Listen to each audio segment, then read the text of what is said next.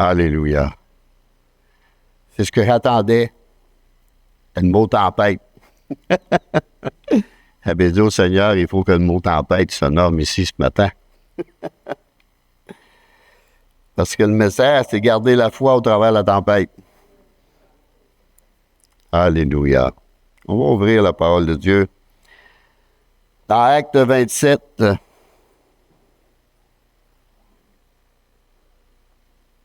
Acte 27. Je ne dirai pas tout les chapitres parce que ça va loin, ça. Mais on va commencer au verset 13.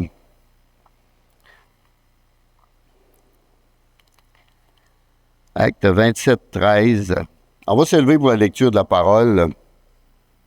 En même temps, ça donne un signal à Martin qu'on commence à prêcher.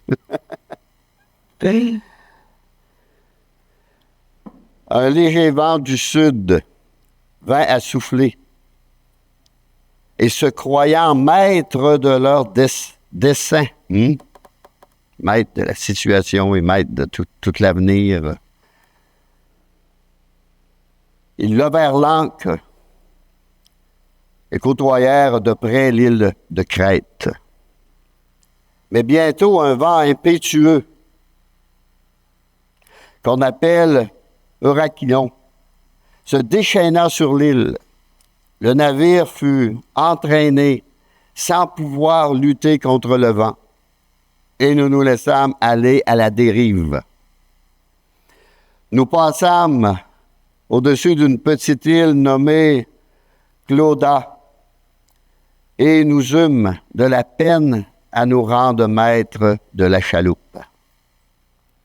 Après l'avoir hissée, on se servit des moyens de secours pour ceindre le navire. Et dans la crainte de tomber sur Syrte, on baissa les voiles. C'est ainsi qu'on se laissa emporter par le vent. Comme nous étions violemment ballottés par la tempête, ou battus par la tempête, le lendemain, on jeta la cargaison à la mer. Et le troisième jour, nous y lançâmes de nos propres mains les agrès du navire. Le soleil et les étoiles ne parurent pas pendant plusieurs jours. Et la tempête était si forte que nous perdîmes enfin toute espérance de nous sauver. Amen. On peut s'asseoir. Seigneur, puisses-tu nous parler par ta parole ce matin. Rends-la vivante, Seigneur. Rends-la puissante, tranchante, pénétrante, afin qu'elle nous sonde et qu'elle nous fasse du bien, Seigneur. Qu'elle fortifie notre foi. Qu'elle nous rassure en toi, Seigneur. Et nous affermisse dans ta parole. Dans le nom de Jésus, je prie. Amen. Gardez la foi au travers la tempête.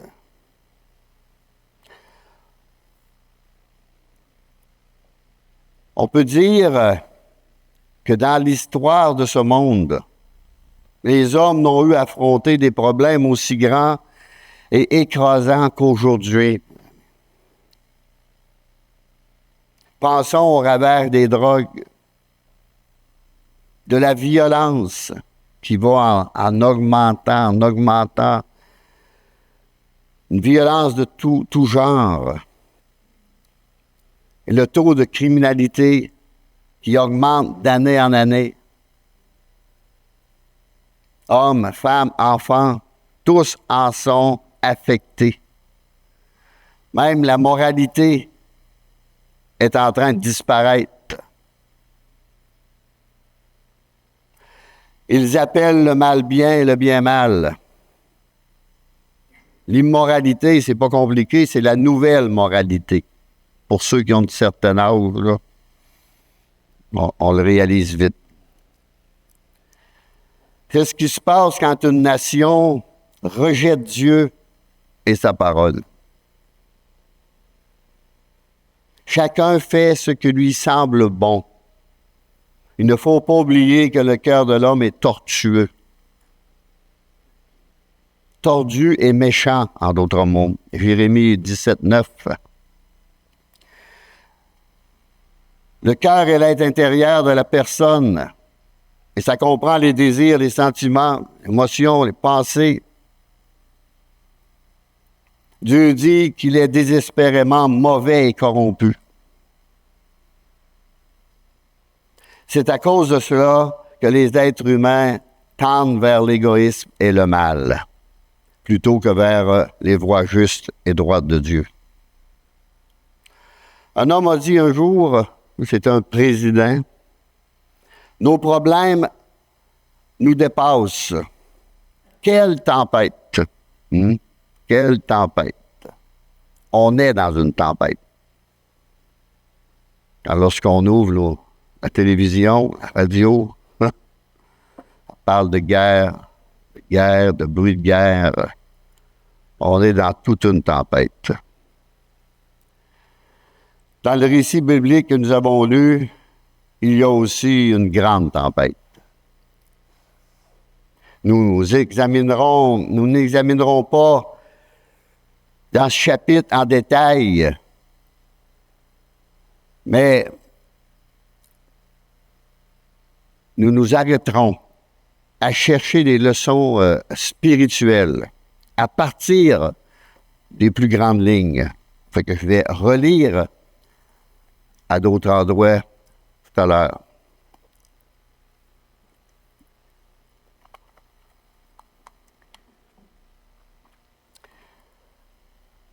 Premièrement, c'était une situation périlleuse et désespérée. Nous avons lu au verset 18, au verset 20, qu'il était violemment battu par la tempête et que le soleil et les étoiles ne parurent pas pendant plusieurs jours. Je pense qu'il y a au moins 14. Là. Fait qu'imaginez, là, ça dure, puis il n'y a pas moyen là, de s'en sortir. Paul était là aussi, là. Le serviteur de Dieu était à travers tout cela. Nous perdîmes enfin toute espérance de nous sauver. La mort était certaine.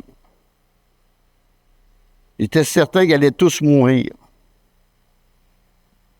Il est difficile d'imaginer une situation plus désespérée. Surtout qu'à l'époque du Nouveau Testament, les marins déterminaient leur direction en regardant la position des étoiles. Pensez un peu au roi mage.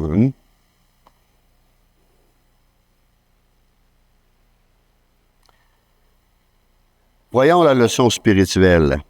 C'est une image fidèle de ceux qui ont été amenés par le Saint-Esprit à prendre conscience de leur culpabilité, de leur situation. Et on pourrait dire tragique, de pécheurs devant Dieu. Au verset 18, nous étions violemment battus par la tempête. Violemment battus. Il y a plusieurs tempêtes, des fois dans nos vies. On se demande quand ça va finir, quand ça va terminer. Des fois, elle est dure, on ne voit pas aucune porte de sortie, aucun moyen de s'en sortir. On s'accroche au Seigneur. Comment va notre chaloupe en ce moment, mes amis? Comment ça va dans nos vies en ce moment même? Eux étaient violemment battus par la peur et l'angoisse. Ils n'apercevaient plus aucune lueur, aucune lumière, aucun espoir pour les diriger et les guider. Ils n'ont pas le moindre espoir de salut. Éphésiens 2,12 nous dit, vous étiez en ce temps-là sans Christ, étrangers aux alliances et à la promesse, sans espérance et sans Dieu. Il faut se le rappeler des fois, ça. Dieu dit, souviens-toi d'où j'ai été te chercher. Il faut s'en souvenir pour jamais y retourner. Quel désespoir et quelle situation pénible et périlleuse. Personne à bord n'avait idée où il se trouvait. Complètement perdu, complètement écarté. C'est ce qu'on était avant. On était perdu. On n'avait aucune idée où on se trouvait et aucune idée où trouver Dieu.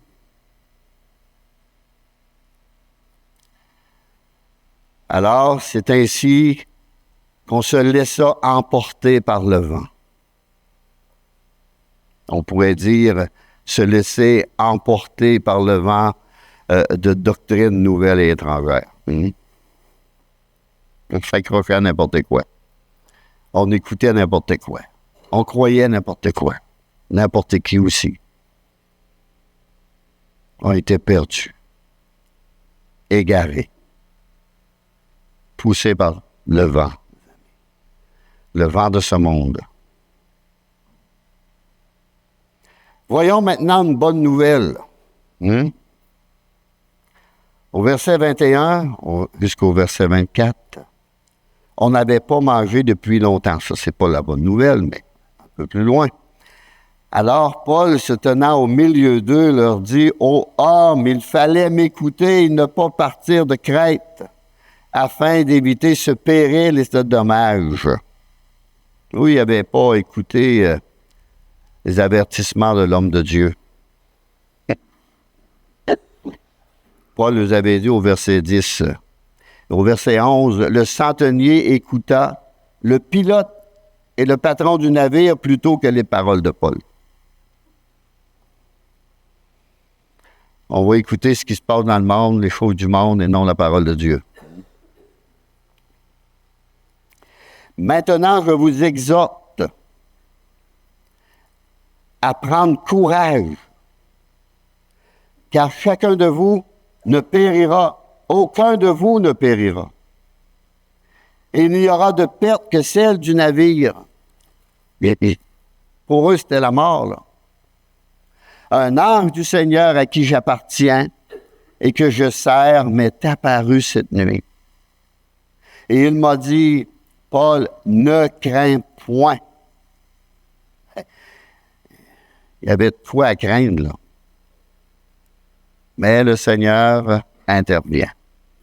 La voix de Dieu se fait entendre par un ange. Ne crains point. Il faut que tu comparaisses devant César. Et voici, Dieu t'a donné tous ceux qui naviguent avec toi. Dieu avait dit quelque chose, une parole. Vous savez, l'an 2000, là, ça l'a brassé pas mal. Un peu trop. Moi, je ne me suis pas excité parce que Dieu m'avait parlé. Puis il dit, il faut que je fasse telle chose, là, avec toi. Quand ceux-là qui viennent me parler, c'est terrible. Non. Moi, le Seigneur m'a parlé. Puis il y a quelque chose à faire avec moi. Mais je me suis préparé pour ça. Et je vais le faire. Un peu comme Paul ici, là. Moi, c'est pas un ange, là, mais c'est la parole de Dieu qui me parlait. Alors, je ne me suis pas énervé avec ça. J'ai resté bien calme et je n'ai pas acheté une canne de bine de plus. Paul devait paraître devant César. Paul était ambassadeur de Christ pour apporter l'évangile de Jésus-Christ aux païens. Et la main de Dieu était sur lui. Et il le savait. Il le savait qu'il allait porter l'évangile à ces hommes. Dieu lui avait révélé à son salut. Tout de suite après son salut, il avait donné une parole. Paul allait apporter l'évangile aux nations. Alors, pendant cette période de détresse très profonde, Paul, le prisonnier, leur adresse la parole qui était une réconfortante révélation de la part de Dieu. Un ange m'est apparu cette nuit et m'a dit. Là, vous n'êtes pas obligé de prier et de dire, Seigneur, il faut qu'un ange m'apparaisse et qu'il me parle. Là. Dieu nous parle à 99,9% par sa parole. 1% par les autres.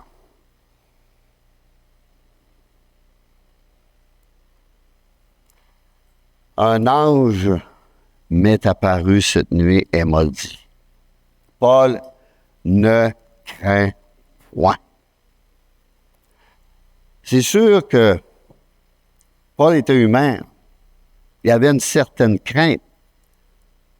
Parce que l'ange n'aurait pas dit « ne crains point ». Dieu parle. Et nous, souvent, dans les tempêtes, on craint.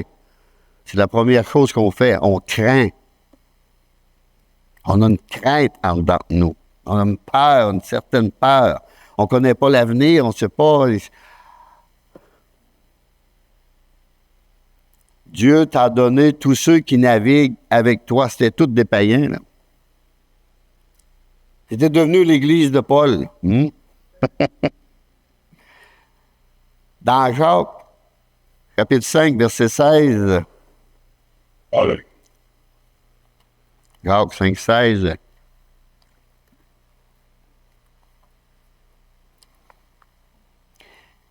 La prière fervente du juste a une grande efficace. Ce qui veut dire, elle est efficace. Elle est efficace, on ne prie pas dans le vide. La prière est efficace. Dieu répond, Dieu bénit. C'est certain que Paul priait. C'est certain qu'il priait. Ça fait 14 jours qu'il n'avait pas mangé. 2 semaines. Paul en a profité pour prier en même temps. Une prière. C'est puissant, ça. Et sans aucun doute que c'est en réponse aux supplications de l'apôtre Paul que cette réponse fut donnée. Là. Paul est à l'écoute. Il est à l'écoute. Et quelle merveilleuse victoire de foi. Cela nous rappelle-t-il pas que Dieu a répondu au cri du cœur de Christ, qui lui donnerait aussi les nations comme héritage. On va les lire dans Isaïe.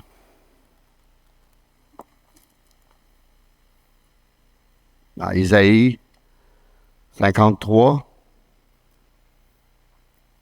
verset 6. Nous étions tous errants comme des brebis. Chacun suivait sa propre voie. Ça n'a pas changé, c'est encore ça aujourd'hui. Chacun suit sa propre idée, sa propre pensée vis-à-vis de Dieu, vis-à-vis de côté. Ils sont tous égarés. Et l'Éternel a fait retomber sur lui l'iniquité de nous tous. Ça veut dire que Jésus a payé le prix. Et au verset 10, il a plu à l'Éternel de le briser par la souffrance. Après avoir livré sa vie en sacrifice pour le péché, il verra une postérité, une descendance, et prolongera ses jours. Et l'œuvre de l'Éternel prospérera entre ses mains. À cause du travail de son âme, il rassasiera ses regards.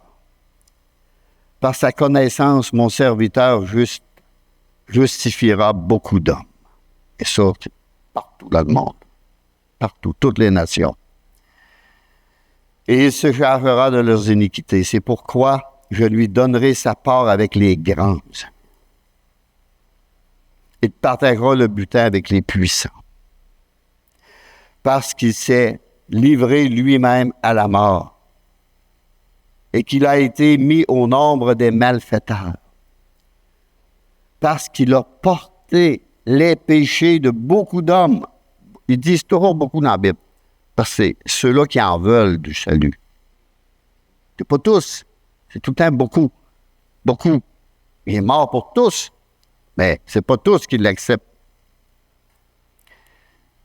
Et qu'il a intercédé pour les coupables. Hein? Père, pardonne-leur. C'est déjà là une intercession. Père, pardonne-leur, ils ne savent ce qu'ils font.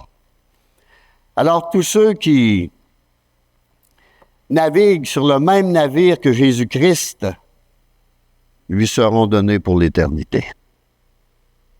Navire, c'est l'Église aussi. On peut voir aussi dans le verset 25, « Ô hommes, rassurez-vous car j'ai cette confiance, j'ai cette foi en Dieu, qu'il en sera comme il m'a été dit. Et soyez certains que la parole de Dieu s'accomplit. Puis elle s'accomplira comme il a été dit. » Oui, c'est une bonne et glorieuse nouvelle que Paul avait annoncée à ceux dont les âmes sombraient dans la détresse et le désespoir. La bonne nouvelle du salut. Il n'y aura de perte que celle du navire. Et Dieu l'avait révélé à Paul. Il n'y aura de perte que celle du navire. C'était une bonne nouvelle, certaine pour Paul, car il ajouta, j'ai cette confiance en Dieu qu'il en sera comme il m'a été dit. Avez-vous cette confiance en la parole de Dieu? Avez-vous cette foi en la parole de Dieu? Qu'il en sera comme il m'a été dit, selon les Saintes Écritures. Attachons-nous à cette parole. Croyons cette parole.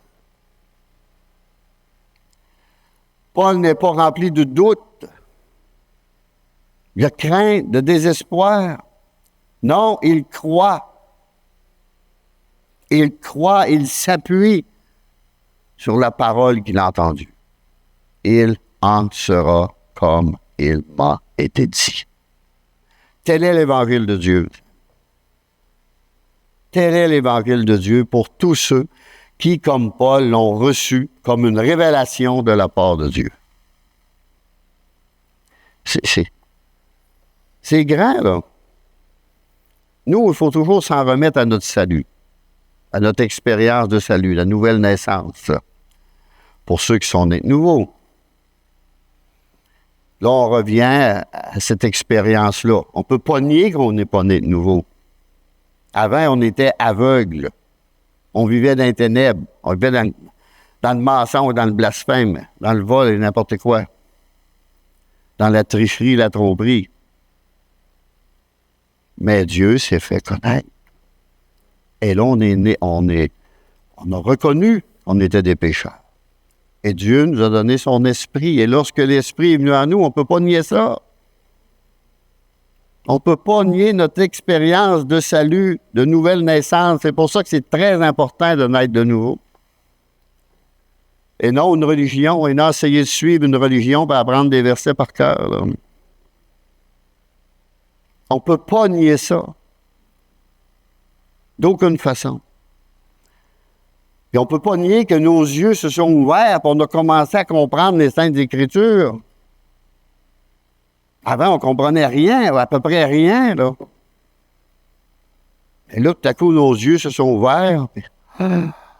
On a découvert Jésus-Christ, notre Seigneur et Sauveur. On sait maintenant qui est Dieu, qui est Jésus, qui est le Saint-Esprit. Seuls ceux qui croient la parole de Dieu on a un évangile d'assurance du salut à proclamer. Il faut rester dans la voie de Dieu. Mais on a une assurance de salut à proclamer. Puis on l'a vécu, puis on est capable d'en parler. Si tu crois, tu verras. Si tu crois, tu connaîtras. Si tu crois, tu comprendras. Il y a beaucoup de si tu crois dans la Bible. Voyons maintenant une condition nécessaire. Allons au verset 30 de Acte 27. On va lire jusqu'au verset 32. Mais comme les matelots cherchaient à s'échapper du navire, ils mettaient la chaloupe à la mer sous prétexte de jeter les ancres de la poupe. Ça, c'était la chaloupe d'Espère. Hein. Il y a toujours une petite chaloupe là, pour se sauver. Paul dit aux centeniers et aux soldats, « Si ces hommes ne restent pas dans le navire, vous ne pouvez être sauvés. » Il y a des phrases clés dans l'aventure de Paul ici. Là. Vous ne pouvez être sauvés. Il fallait qu'il reste dans le navire de Jésus-Christ, l'Église de Jésus-Christ. Il faut rester dedans. Alors les soldats coupèrent les cordes de la chaloupe et la laissèrent tomber. Correct. On va rester. On va couper les cordes. On va être sûr. Si ces hommes ne restent pas dans le navire, vous ne pouvez être sauvés. Paul avertit les soldats. Pour un prisonnier, c'était pas pire. C'est lui qui était rendu maître. Puis il est à ses ordres. Si les marins sont autorisés à déserter le bateau, ils ne pourront être sauvés. Ceux qui désertent les églises de Jésus-Christ, là, malheur à eux. Il n'y a aucune contradiction entre la grâce souveraine de Dieu et la responsabilité qui revient à l'homme d'obéir à la parole de Dieu. Ici, on lit, ils coupèrent les cordes de la chaloupe et la laissèrent tomber. Couper les cordes de la chaloupe, ce qui voulait dire que tous ceux qui étaient à bord ne pourraient dès à présent que compter seulement sur le Seigneur, sur Dieu, pour leur délivrance. Il n'y a de salut en aucun autre. Il faut couper les cordes. Puis arrêter de prendre la petite chaloupe, puis voyager un peu partout, puis souvent à la dérive. Puis entendre toute espèce de doctrine étrangère. Puis après ça, rentrer dans les combats qu'on n'aurait pas besoin de vivre. La promesse était que tous seraient sauvés. Et la condition était de rester dans le bateau. Très important. Très important. L'Évangile de Christ offre le salut à tous, mais à la condition de croire en lui et de demeurer en lui. Il faut demeurer en Jésus. Comment échapperons-nous en négligeant un si grand salut? Nous dit la parole de Dieu.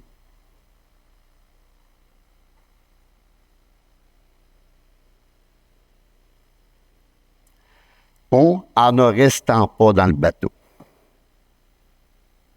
Il faut rester dans le bateau. Au verset 33, avant que le jour parût, Paul exhorta tout le monde à prendre de la nourriture, disant, « C'est aujourd'hui le 14e jour que vous êtes dans la tente et que vous persistez à vous abstenir de manger. » Il y avait de la nourriture, mais disons qu'il avait perdu l'appétit. Je ne sais pas si vous avez déjà vécu des situations où ce que vous n'étiez plus capable de manger. Frère et sœur. La tempête était tellement violente, tellement terrible, que ça vous a coupé l'appétit net. Puis là, vous avez commencé à chercher Dieu, à chercher la face de Dieu. Moi, je l'ai vécu plusieurs fois, ça. C'était pas dur de jeûner, là. J'étais même pas capable de manger. L'appétit était coupé. Le combat est tellement violent, là, tellement fort, là, que la nourriture, c'est la dernière récompense, ça. Mais la nourriture de la parole de Dieu, il faut aller dans la parole de Dieu. Je vous invite donc, au verset 34, à prendre de la nourriture, car cela est nécessaire pour votre salut. Encore un verset clé ici, là. Prendre de la nourriture. Quand vous traversez une tempête, mes amis, allez vous nourrir de la parole de Dieu. Vous pouvez vous abstenir de nourriture, de manger, mais abstenez-vous pas de la parole de Dieu. Parce que la solution à votre problème se trouve là. Et Dieu va vous guider, vous diriger au travers de cette parole. Et il ne se perdra pas un cheveu de la tête d'aucun de vous. Hey, ça va. C'est profond, là. Il n'y a pas un cheveu, vous ne prendrez même pas un cheveu de votre tête, là. Paul s'était accroché à la promesse qu'ils avaient eue. Dieu m'a parlé. Dieu m'a dit que c'est pas n'importe quelle parole, là. Alors, ayant ainsi parlé, il prit du pain, et après avoir rendu grâce à Dieu devant tous, il le rompit et se mit à manger. C'est pas une sainte scène, mais c'était tous des païens. Il y en a qui interprètent ça comme une sainte scène, mais il manquerait le vin. C'est pas une sainte scène. Ben, ils se sont mis à manger, ils se sont nourris. Alors, Paul les invite donc à prendre de la nourriture, car cela est nécessaire pour leur salut. C'est grand, ça. C'est merveilleux.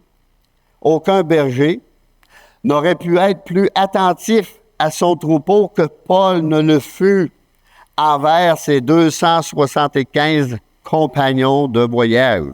C'est écrit 276, mais avec Paul. Hein? Alors là, il en reste 275. Son Église comportait 275 membres. 275 personnes que Paul devait s'occuper. Puis il ne devait pas s'en perdre. L'apôtre ne cherchait pas seulement leur salut, mais aussi leur santé et leur bien-être. On pourrait dire spirituel. Mais l'ordre de Dieu est le salut en premier. Le salut en premier. Puis la santé après. Je remarque souvent que le Seigneur, guéris-le, guéris-le. Il y a une gars qui n'est pas sauvé. Dans nos prières, il faut faire attention. Seigneur, sauve-le. Souvent, la personne qui est sauvée, la guérison vient comme cadeau après. Seigneur, sauve-le, c'est du salut qu'il a besoin. C'est pas juste de la santé et de la guérison puis continuer sa vie comme il la faisait. Il a besoin de salut en premier, puis la santé après. Le Saint-Esprit est l'agent de tout réveil venant de Dieu. C'est toujours leur esprit pécheur et désespéré qui ont la priorité, mes amis.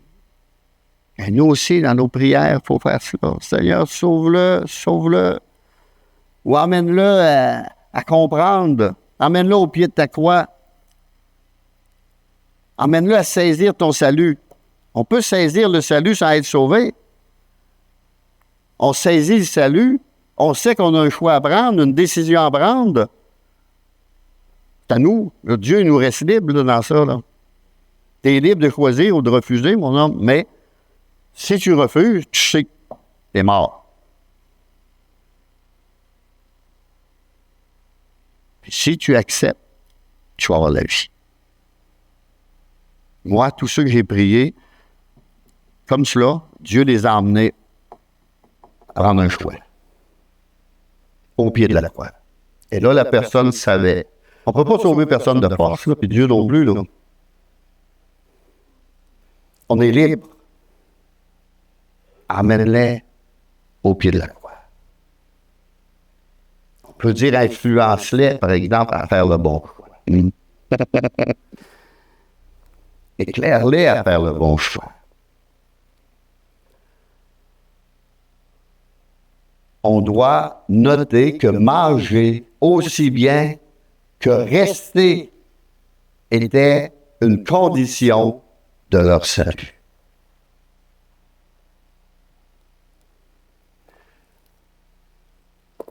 Dans Jérémie 15, verset 16, « J'ai recueilli tes paroles et je les ai dévorées. » Êtes-vous comme ça quand vous lisez la Bible? Mais moi, quand j'ai préparé ce message-là, j'ai recueilli les paroles de Dieu et je les ai dévorées. Merci, Seigneur. Je n'avais jamais vu ça, oui. Jamais j'avais vu ça comme ça. Mais vois-tu, Seigneur, j'ai recueilli des paroles et je les ai dévorées. Ta parole a fait la joie et l'allégresse de mon cœur.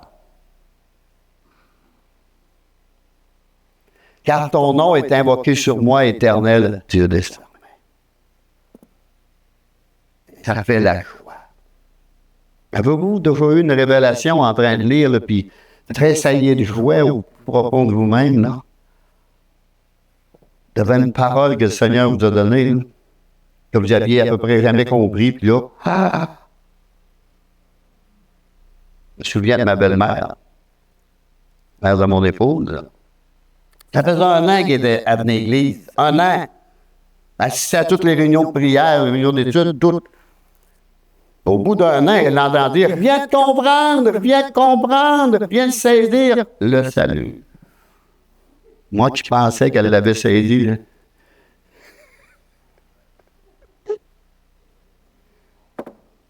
Elle venait d'allumer, là. 1 an après.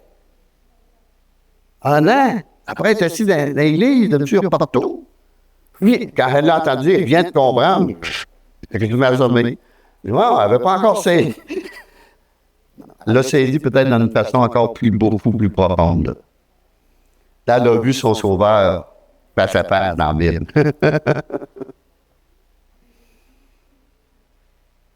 Elle est morte dans la foi. Un jour, on la retrouvera. Alléluia. Précieux Jésus. Alors, en revenant dans Actes 27, au verset 36, « Et tous, reprenant courage, mangèrent aussi. » Tous, reprenant courage. Ils étaient désespérés, mes amis. Ici, on voit une transformation, une joyeuse transformation, une merveilleuse transformation. Au verset 20, si on recule un peu, « Nous perdîmes tout espoir de nous sauver. » Et au verset 36, « Reprenant courage. » Reprenant courage. Tempête.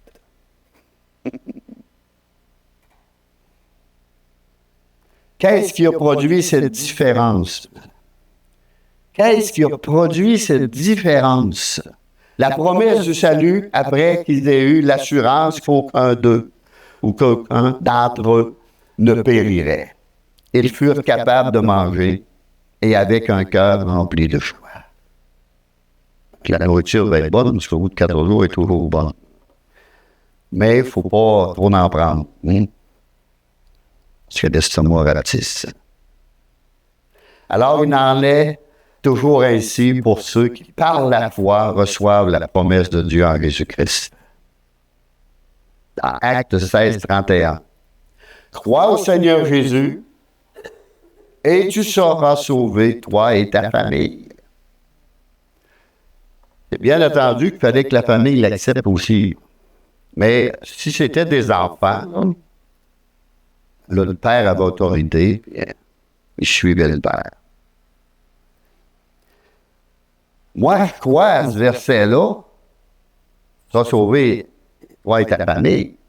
Si Dieu me le dit personnellement, si je prie, puis Dieu me conduit là, puis dit, je vais sauver la famille. Je vais sauver les tiens. Là, j'y crois parce que Dieu me le dit à moi personnellement. Mais je ne peux pas prendre quelque chose dans la Bible qui a été dit à quelqu'un et le réclamer pour moi des fois.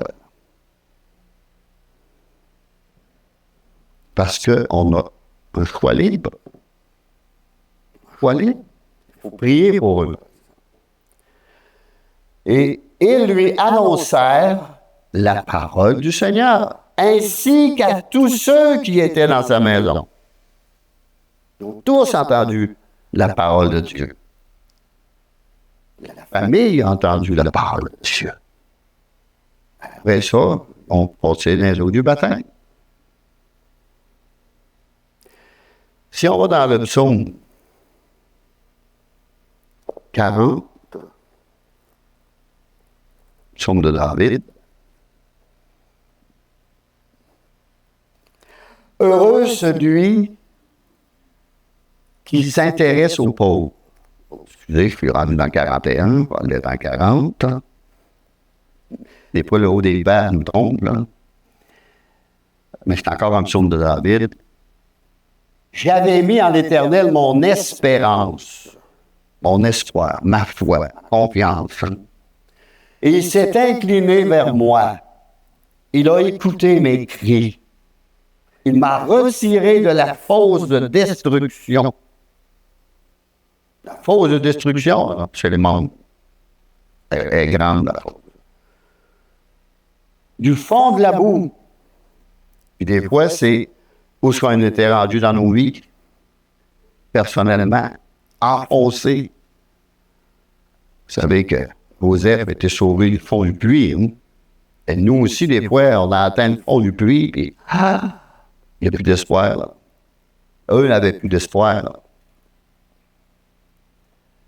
Et il a dressé mes pieds sur le roc de sa parole. Jésus est le roc et le rocher. Il a affermi mes pas. Il a mis dans ma bouche un cantique nouveau, une louange à notre Dieu.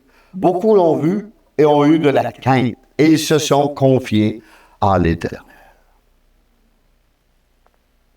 Un salut parfait. On va retourner dans Acte 27.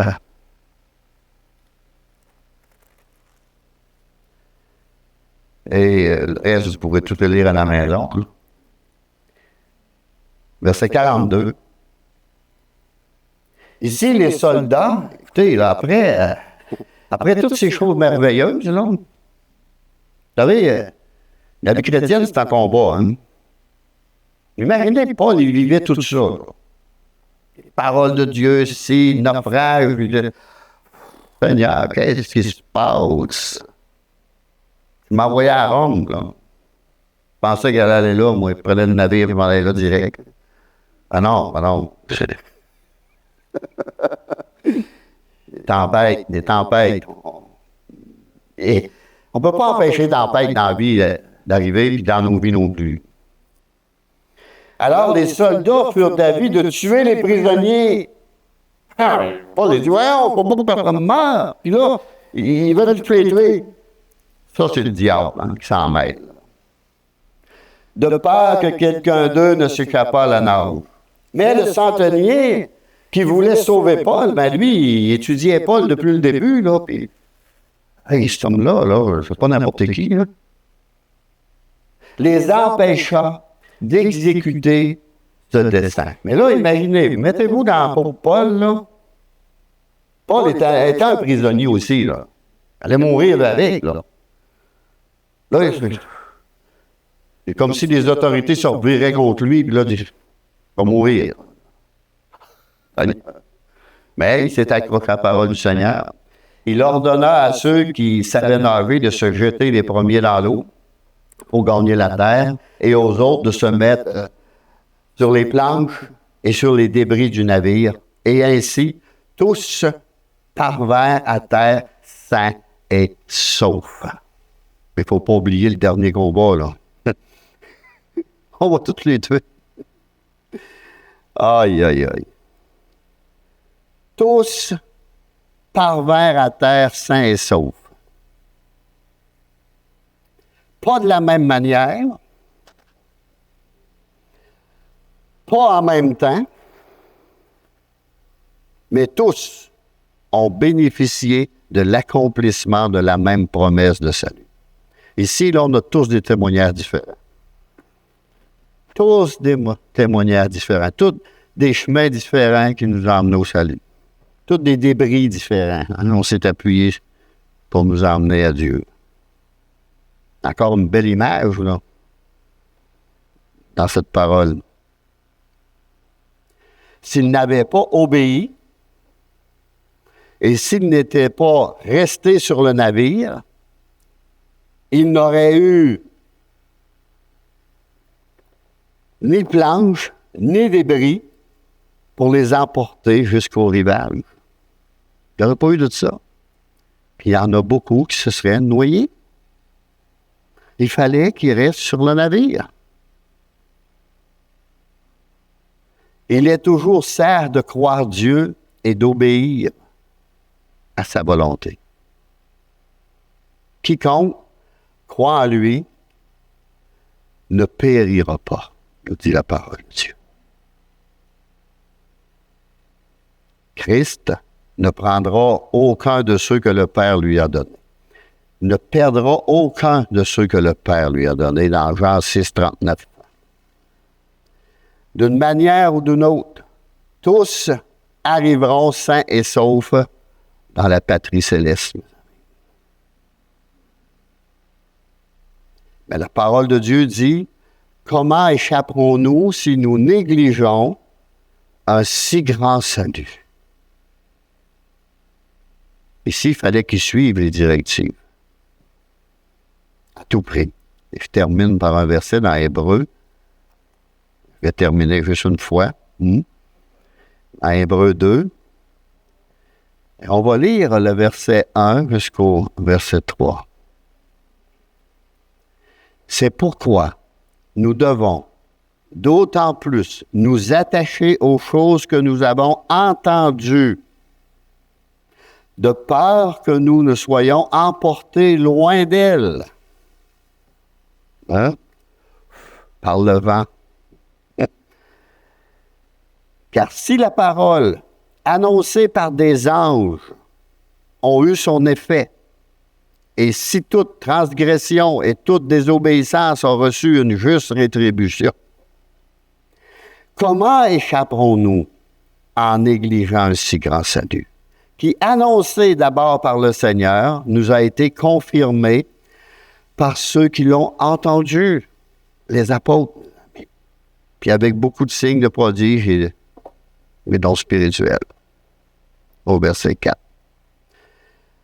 Alors, l'action de l'apôtre Paul dans cette situation nous apprend la valeur et la puissance de la foi personnelle en Dieu et l'obéissance à sa parole pour le salut de notre âme.